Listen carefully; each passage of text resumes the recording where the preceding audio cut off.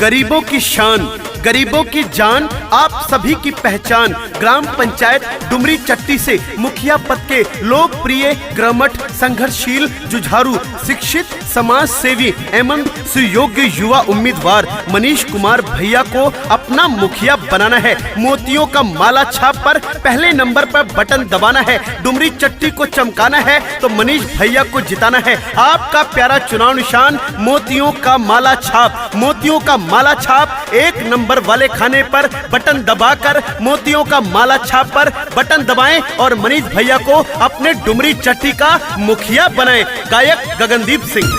डुमरी चट्टी की जनता सारी अब की कैली हलस तैयारी। डुमरी चट्टी के जनता सारी अब की कैली हलस तैयारी। मिलके सोच लिहिन हो, ओ मिलके सोच लिहिन हो, लइका बूढ़ जवनवा अरे मुखिया मानिस भैया जी बने। चाचा चाची काका काकी कैलालनवा अरे मानिस भैया मुखिया बने। मान और सम्मान के लिए सबका साथ सबका विकास। वो लूट रहे हैं सपनों को, मैं चैन से कैसे सो जाऊं। वो बेच रहे हैं पंचायत को, मैं खामोश कैसे हो जाऊं।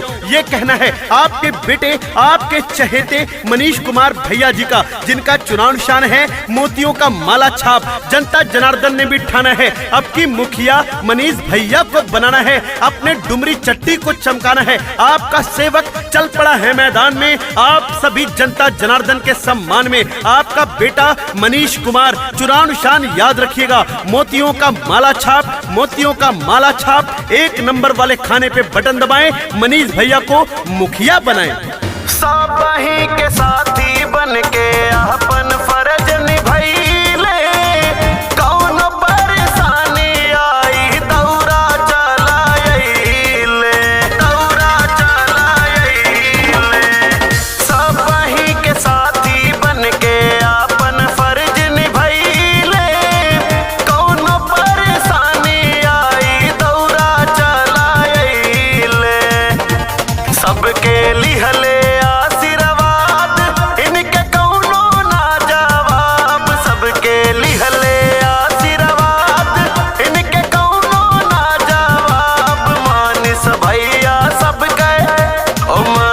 भैया सबके छुए ले चरणवा अरे मुखिया मानिस भैया जी बने।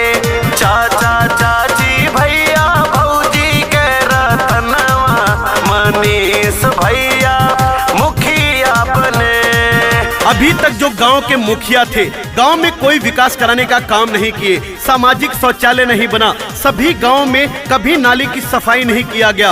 गोहरा गांव में रोड को अधूरा छोड़ा गया। हलमता में रोड को अधूरा छोड़ने का काम किया। इंदिरा आवास योजना में लगातार पैसा लेने का काम किया। मनरेगा में लूट मचाया और जॉब कार्ड पर फर्जी तरीके से पैसे निकालने का काम किया। गली नाली नहीं बनवाया। नल जल में लूट मचाया। डुमरी चट्टी पंचायत में आज तक पंचायत सरकार भवन नहीं बनवाया गया। वृद्धा पेंशन नहीं दिलवाने का काम किया। सिदरिया में रोड अधूरा छोड़ने का काम किया। दो नैया में आज तक कहीं भी विकास का काम नहीं किया गया। सोहजाना में रोड नहीं बनवाया गया। गोहरा में भवन नहीं बनवाने का काम किया। साह पोखर में भवन नहीं बनवाया गया। चमरूचक में गरीब परिवारों को इंदिरा आवास नहीं देने का काम किया। कमरा दोनैया में गरीबों को इंदिरा आवास नहीं दिया गया। रघुनाथपुर में आज तक किसी भी परिवार को इंदिरा आवास नहीं देने का काम किया। खूटखट में आदर्श गांव के नाम पर लूट मचाने का काम किया। मिस्त्रिया डीह में किसानों के पैक्स में नहीं जोड़ा। फूलगंज में मनरेगा मजदूरों के खाते से फर्जी तरीके से पैसा निकालने का काम किया गया। इसीलिए जनता जनार्दन ने ठाना है अब की मुखिया मनीष कुमार भैया को बनाना है। अपनी डुमरी चट्टी पंचायत को चमकाना है। इसे बचाना है। बच्चों का भविष्य बनाना है। मोती का माला छाप पर अपना बटन दबाना है। आपका बटन दबेगा मोती का माला छाप। जवन जवन भाईल नाही गहुआ कहनी दान बा। ओ पे मानिस भैया जी के बहुत ध्यान बा, बहुत ध्यान बा।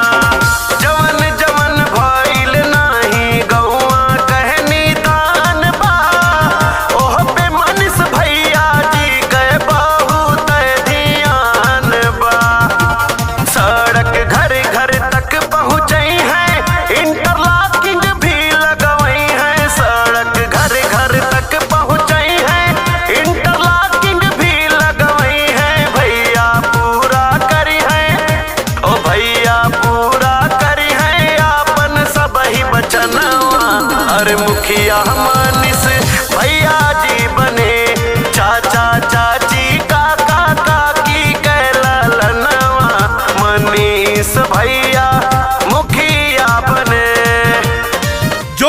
नहीं किया ऐसा काम कर देंगे, जो कोई नहीं किया ऐसा काम कर देंगे। इस बार मनीष कुमार भैया जीतकर अपने ग्राम पंचायत डुमरी चट्टी का रोशन नाम कर देंगे। आपका सेवक, आपका बेटा चल पड़ा है मैदान में, आप सभी जनता जनार्दन के सम्मान में। इसीलिए चाचा चाची, भैया भौजी, काका काकी हाथ जोड़ के निवेदन बा कि मोतियों की माला छाप पर अपना बटन दबाइए और मनीष कुमार भैया को अपने ग्राम पंचायत डुमरी चट्टी का मुखिया बनाइए। आपका प्यारा चुनाव निशान याद रखिएगा, मोतियों का माला छाप, मोतियों का माला छाप, मोतियों का माला छाप। 1 नंबर पे बटन दबा के अपने मनीष कुमार भैया को मुखिया बनाएं, अपने गांव ग्राम पंचायत डुमरी चट्टी को चमकाएं। चुनाव निशान मोतियों का माला छाप। केहू भी बीमार होई डॉक्टर तक पहुँचे हैं, रुपया पैसा कुछ लागी दवाई करावई है, दवाई करावई है। आई जो समस्या कौनो नाही घबराई है, बिटिया की शादी माँ बढ़ चढ़ के भैया रही है। शिक्षा के